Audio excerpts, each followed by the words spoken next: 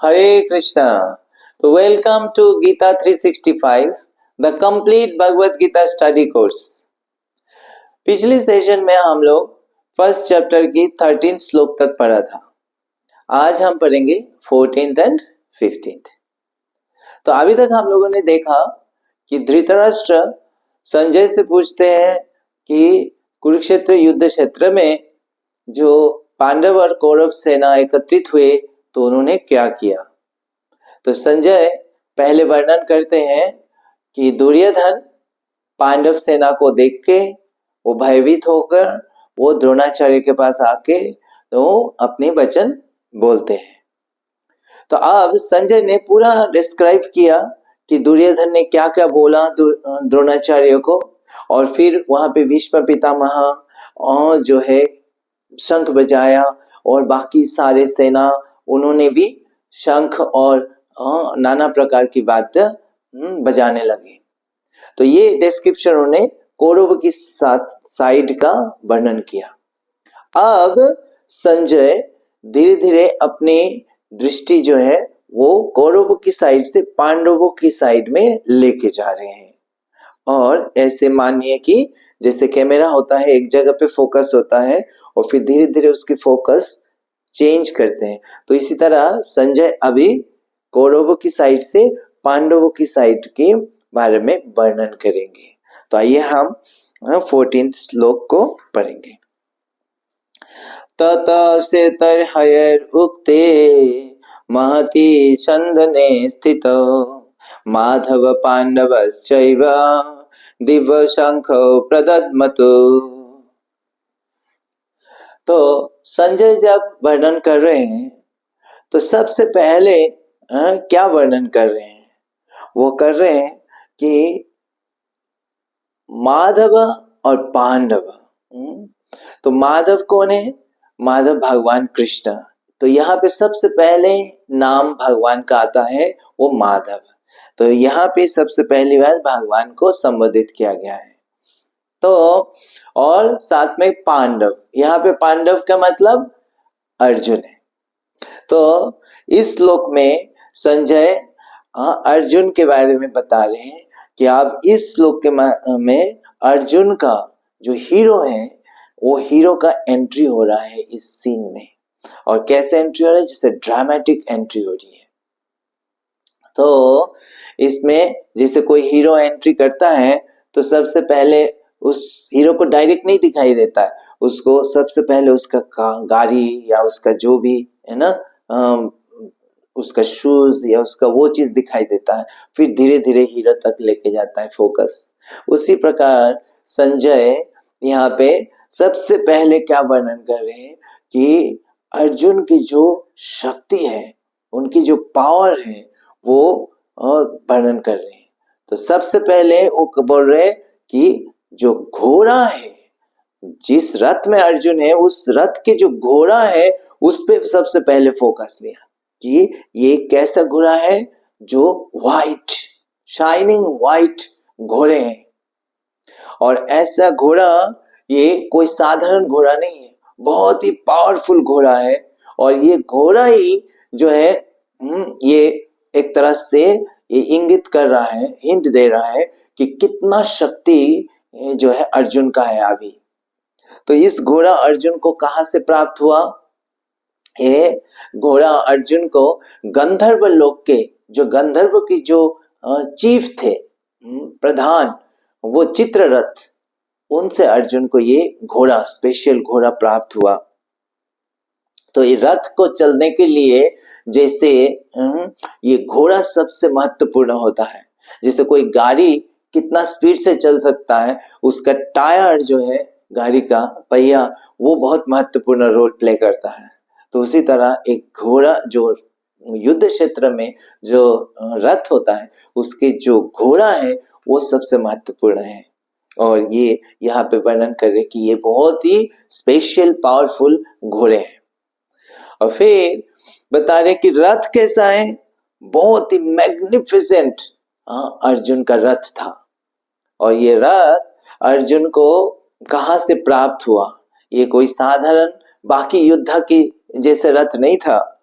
तो ये रथ अर्जुन को प्राप्त हुआ अग्निदेव से। और ये कब प्राप्त हुआ? तो एक बार अर्जुन खांडव वन या खांडव प्रस्थ, वो एक गंभीर वन था, जंगल था, और उसको अर्जुन को दिया गया था। और वो अर्जुन उस जगह पे सोच रहे थे कैसे उस खांडव वन को कि इनहेबिटेबल बना सके, मतलब लोग वास कर सके, सिटी बना सके, शहर जैसे। तो इस जंगल को क्या करना पड़ेगा? साफ करना पड़ेगा। तो उसी समय वो सोच रहे थे कैसे करें। तो उसी समय अग्निदेव आए और अग्निदेव अर्जुन से रिक्वेस्ट करते हैं। वो बोलते हैं कि मुझे इस जंगल के औषधि मुझे सेवन करना है, लेकिन मैं जब भी उसका सेवन करने जाता हूं तो इंद्रदेव मुझे बाधा देते हैं, तो इसलिए मैं वो कर नहीं पाता हूं। तो मुझे आपकी मदद चाहिए कि आप जो है मुझे इस जंगल को के औषधि को सेवन करने या कंज्यूम करने में मदद कीजिए। तो अर्जुन उनसे, अग्निदेव से बोलते हैं कि इंद्र जी से लड़ने के लिए तो मुझे रथ चाहिए, ऐसे कैपेबल रथ चाहिए। और तो तब जो है अग्निदेव वरुण देव की सहायता से, वरुण देव से रिक्वेस्ट करके ये दिव्य रथ जो है अर्जुन को प्रदान करते हैं। और रथ के साथ साथ धनुष और उनको जो बाण रखने के लिए क्वीवर होता है वो उनको प्रदान करते हैं। तो जब अर्जुन के सामने ये रथ प्रकट हो जाते हैं, अग्निदेव रखते हैं, तो अर्जुन बहुत प्रसन्न होते हैं और उस रथ में करके अर्जुन ये इंद्र से लड़े और उस खांडव वन को जो है अग्निदेव को कंज्यूम करने में सहायता किया। और ये सक्सेसफुली इंद्र जी को डिफीट करके ये अग्निदेव को प्रसन्न किया था। तो इस तरह से ये रथ जो है वो अर्जुन को प्राप्त हुआ। और ये रथ इतना पावरफुल थे कि जैसे अग्नि किसी भी डायरेक्शन में बहुत ही जल्दी फैल जाता है, उसी तरह इस रथ का ये शक्ति था, वो चारों दिशाओं में, किसी भी दिशाओं में वो जाएगा तो वो विक्टोरियस होगा। वो सारी दिशाओं में वो बहुत ही जल्दी जा सकता है और जिस दिशा में जाएगा उस दिशा में वो विक्टोरियस होगा।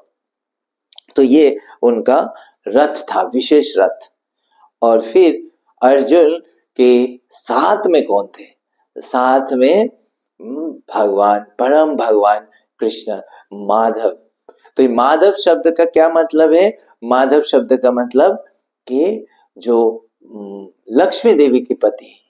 तो अर्जुन के साथ में भगवान कृष्ण जो लक्ष्मी के पति हैं, तो विक्ट्री अर्जुन के साथ में, अर्जुन की साइड में अवश्य होने वाला है। और विक्ट्री, ऐश्वर्य सब अर्जुन के साथ में होने वाला है। तो इस तरह से अब संजय अर्जुन का वर्णन कर रहे कि अब अर्जुन इस तरह से अब सीन में आ रहे हैं। और आगे जाके भगवद गीता के जो है वर्णन वो इस अर्जुन का और पांडव कृष्ण के बीच में होने वाला है। तो आइए अगली श्लोक हम पढ़ते हैं।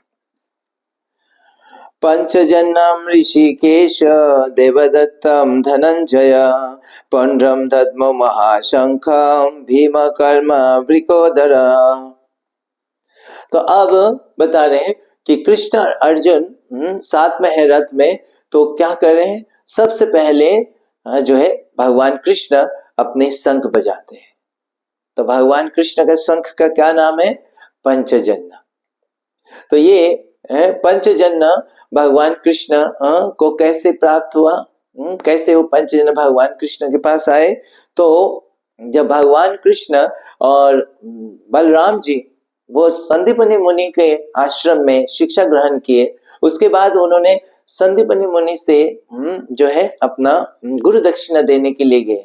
तब संदीपनी मुनि उनसे बोलते हैं कि उनके पुत्र जो बहुत पहले उनका मृत्यु हो गया था और वो प्रभास क्षेत्र में समुद्र में वो चला गया था, तो वो उनको भगवान ला के दे, क्योंकि वो जानते थे भगवान ही वो कार्य कर सकते हैं। तो भगवान और बलराम तुरंत वहां पे गए और समुद्र के तट पर गए। तो वहां पे समुद्र के देवता भगवान से को इन्फॉर्म करते हैं कि ये जो संदीपनि मुनि का जो पुत्र है उनको इस समुद्र में रहने वाला एक असुर जो है वो शंख के रूप में है और उनका नाम है पंचजन्य। तो उन्होंने उस संदीपनि मुनि का पुत्र को खा लिया था, वो ले लिया था अपने अंदर। तो भगवान तुरंत जो है गए और समुद्र में जाके इस पंचजन्य असुर को पकड़े और उसको वध किया और करके उसके अंदर देखे कि उनके अंदर नहीं मिला उनका जो पुत्र है। तो लेकिन वो जो असुर के जो शंख जो उनका जो बॉडी था वो फिर भगवान ने ले लिया और वो फिर पंचजन्य शंख हो गया। तो उस शंख को लेके फिर भगवान देखा यहाँ वहां पे तो थे नहीं संदीपनि मुनि के पुत्र वहां पे उनके अंदर। तो फिर उनको पता चला वो कहाँ गए, क्योंकि वो तो उनका हो गया था, शरीर त्याग दिया था। तो वो यमराज के पास गए भगवान कृष्ण और यमराज के पास जाके सबसे पहले इस पंचजन्य शंख को बजाया भगवान ने। तो वो सुन के यमराज वहां पे आए और भगवान का कृष्ण बलराम का वहां पे वर्शिप किया और फिर उन्होंने जो संदीपनि मुनि की जो पुत्र है उनको भगवान के पास लौटा दिया और भगवान ने उनको लेके आके संदीपनि मुनि को भेंट किया। तो इस तरह से ये पंचजन्य शंख भगवान के सेवा में आ गया। अब यहाँ पे भगवान को ऋषिकेश के नाम से संबोधित किया गया है।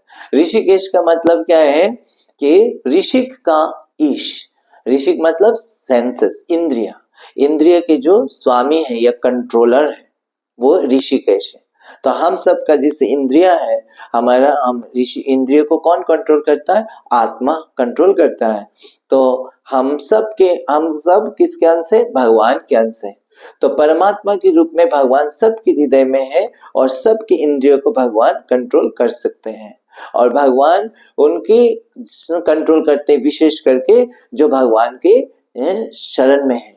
तो यहाँ पे इसके द्वारा ये समझाया जा रहा है कि इस युद्ध क्षेत्र में भगवान अर्जुन की इंद्रिय को कंट्रोल करने वाले, क्योंकि अर्जुन भगवान पे पूर्ण तरह से समर्पित है। तो भगवान दूसरे शब्द में अर्जुन का इस युद्ध में अर्जुन किस तरह से युद्ध करे, अर्जुन को डायरेक्शन देने वाले भगवान है। तो ये ऋषिकेश। तो भगवान का अलग अलग नाम उनके गुण या उनकी लीला के ऊपर आधारित होता है। तो प्रभुपाद बताते हैं कि भगवान कृष्ण का इस प्रकार से कई नाम है, जैसे गोविंद है, यशोदानंदन है, पार्थ सारथी है। तो आप किसी भी मंदिर में जाएंगे तो उस मंदिर में विग्रह का खास करके एक नाम होता है। ऐसे नहीं सिर्फ राधा कृष्ण, उस मंदिर का खास एक नाम होगा। जैसे हमारा मंदिर इस्कॉन दिल्ली में भगवान का नाम है राधा पार्थ सारथी, तो पार्थ सारथी के रूप में है भगवान। तो आगे क्या बता रहे हैं? तो भगवान जो है कृष्ण यहाँ पे पंचजन्य शंख बजा रहे हैं और फिर आगे देवदत्त धनंजय।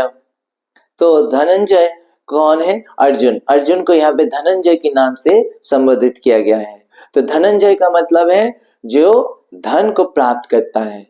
तो अर्जुन युधिष्ठिर महाराज के लिए धन एकत्र करने के लिए सहायता किया था, इसीलिए अर्जुन का नाम है धनंजय।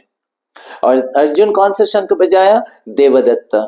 ये देवदत्त शंख जो है अर्जुन को किससे प्राप्त हुआ? ये उनको इंद्र से प्राप्त हुआ। तो उसके लिए भी जो है इंद्र एक बार अर्जुन को कई सारे असुर का वध करने के लिए उन्होंने अर्जुन का हेल्प लिया था और उसके बाद फिर प्रसन्न होकर उनको ये देवदत्त शंख दिया जो कि विक्टोरियस है। तो ये अर्जुन ये देवदत्त शंख बजाए। और पंड्रोदद्म महाशंख भीम कर्म ब्रिकोदर। तो भीम का नाम यहाँ पे क्या दिया जा रहा है कि ब्रिकोदर। ब्रिकोदर का मतलब जो अधिक भोजन ग्रहण करता है। तो भीम जो है, भीम उसके लिए विख्यात है, वो जितने भी भोजन दिया जाए वो सब खा लेते हैं, पा लेते हैं। तो लेकिन क्यों पाते हैं? क्योंकि वो हरकुलियन टास्क, वो बड़े बड़े कार्य जो कोई और नहीं कर सकता है वो भीम जो है करते थे। तो इसीलिए उनके लिए ये खाना जो है, ज्यादा भोजन लेना उनके लिए आवश्यक होता था। तो बड़े बड़े असुरों को, राक्षस को भीम जो है अकेले वध कर देते थे। तो प्रभुपाद कई जगह पे बताते हैं कि भोजन ज्यादा ग्रहण करना कोई गलत बात नहीं है, या कम ग्रहण करना कोई बहुत ही अच्छी बात नहीं है। उतना ही ग्रहण करना चाहिए जितना हमारे शरीर के लिए आवश्यक है। तो यहाँ पे भीम, क्योंकि वो बहुत सेवा करते थे, इसीलिए उनको ज्यादा प्रसाद या ज्यादा भोजन ग्रहण करना उनके लिए आवश्यक था और वो उनके लिए नेचुरल था। तो इसीलिए उनको वृकोदर कहा गया। और वो बहुत ही शक्तिशाली है, जो ऐसे कार्य कर सकते थे जो असंभव बाकी लोगों के लिए। तो यहाँ पे ये वर्णन आ रहा है कि ये सब अपने शंख जो बजाए, और यहाँ पे वर्णन कि ये जो है, ये शंख दिव्य शंख है, ये सारे दिव्य शंख हैं जो भगवान के सेवा में लग रहा है। जो भी चीजें भगवान की सेवा में लग जाता है वो दिव्य हो जाता है। तो इस तरह से भगवान और उनके भक्तों के शंख बजाए। तो आज हम यहाँ पे विराम देंगे। कल हम अगले श्लोक पढ़ेंगे 16, 17, 18 और 19। ये 4 श्लोक कल पढ़ के आइएगा। तब तक हरे कृष्णा। ग्रंथराज भगवत गीता की जय। जगत गुरु श्रील प्रभुपाद की जय।